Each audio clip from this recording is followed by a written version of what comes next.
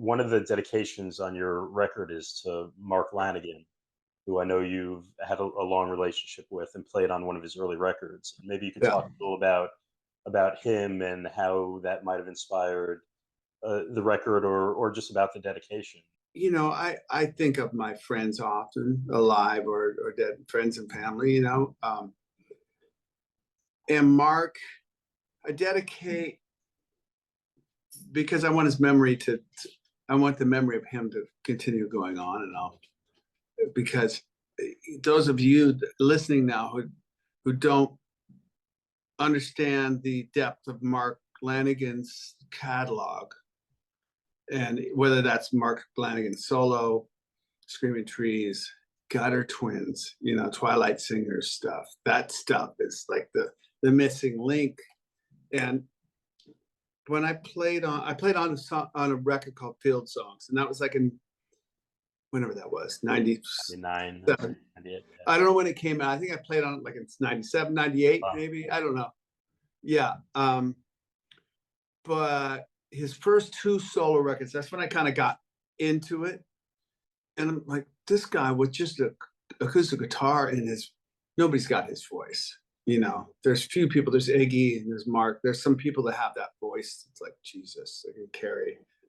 But his thought to lyrics writing and the chord choices and the restraint in his arrangements and instrumentation was something I'm like, I'm going to do that. I'm going to work my way to that somehow. I want to do that. That feels natural to me. And you can make that, to me, it's very punk rock. The more restrained it is, the more punk it is, Yeah. Don't do the obvious. Right. And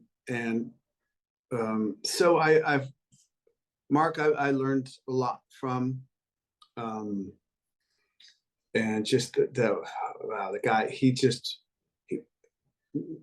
no lyric was good enough for him, and he's got brilliant lyrics. So I got some benchmarks. He's one of them. Lyrically, Cormac McCarthy, the author, is another benchmark. I have these benchmark things, acoustic guitar sounds and drum sounds. I have ELO drum sound is what I always want to go for. I never get it, but so it's good to, I think, have benchmarks in if you're probably anything, but as far as I'm concerned, songwriting and recording. Are you? I have things I aspire to.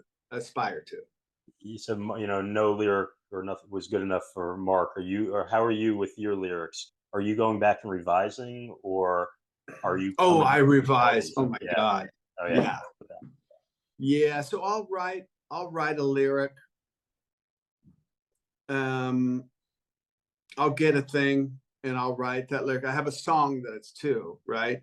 Mm-hmm. I will write poetry. I do some free writing, as lyric writing or whatever you want to call that. Just writing ideas.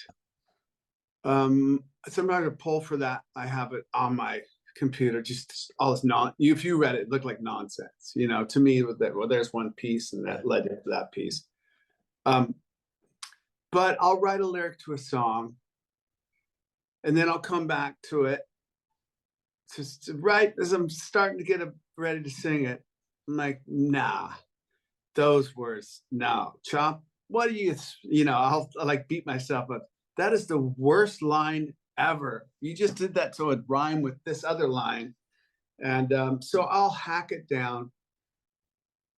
And I keep hacking it until I'm at least comfortable singing. I got to be comfortable singing it. It's got to be, you have to have your intention in there. And as you said earlier, I think when we began this, you have to have an idea and get that idea across. Yeah. And you have to do that in the matter of like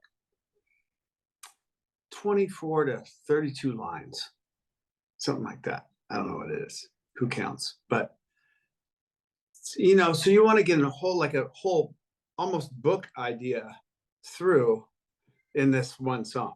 Right. You have to paint a picture. You have to resolve it, or leave it there in a place where somebody else can resolve it. You know, there's a lot to it. So I really think a lot. I'm always thinking of lyrics when I'm walking my dog, when I'm, just don't know lyric that with ethers everglow and all that stuff came to me as I was walking my dog at night. Speaking of a dog, you can hear one there. But I'll leave a voice note for my wife. She knows when she sees a voice note that's not me. I'll text her, So that's a lyric. That's awesome. Or some melody.